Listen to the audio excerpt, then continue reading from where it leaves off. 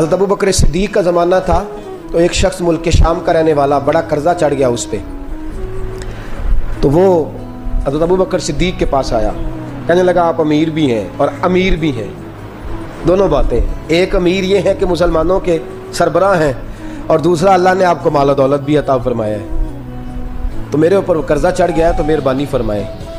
وہ کہتا ہے حضرت صدیق اکبر نے میرا ہاتھ پکڑا، گھر کے اندر لے گئے، باہر سے دروازہ بڑا اعلیٰ تھا لیکن گھر کے اندر گیا تو چارپائی بھی کوئی نہیں تھی، کھجور کی چٹائیاں بچھی ہوئی تھی، کھجور کی چھال کی، اور وہ بھی پھٹی ہوئی۔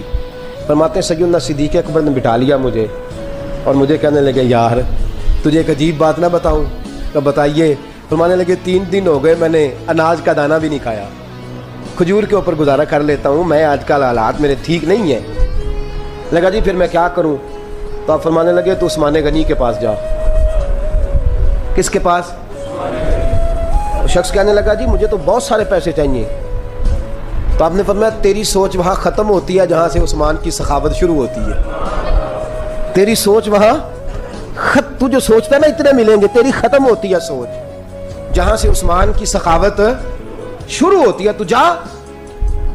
کہنے لگا جی آپ کا نام لوں؟ فرمایا ضرورت ہی نہیں پڑے گی۔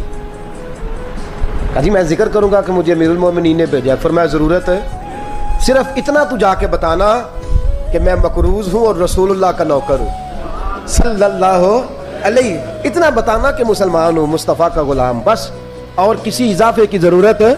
کہا جی وہ دلیل مانگیں گے؟ فرمایا عثمان خیرات کرتے تفتیشیں نہیں کرتا، عثمان اللہ کی راہ میں دیتے ہوئے تفتیشیں 10 روپے دینا اور 100 بات سنانا فقیر کو، تک تو نہیں نا، 10 روپے اور 100 قسم کے تانے نہ دے تو میاں چشم پوشی کر جا، تجھے کس نے اجازت دی ہے ٹٹولنے کی، پھولنے کی اور کرودنے کی؟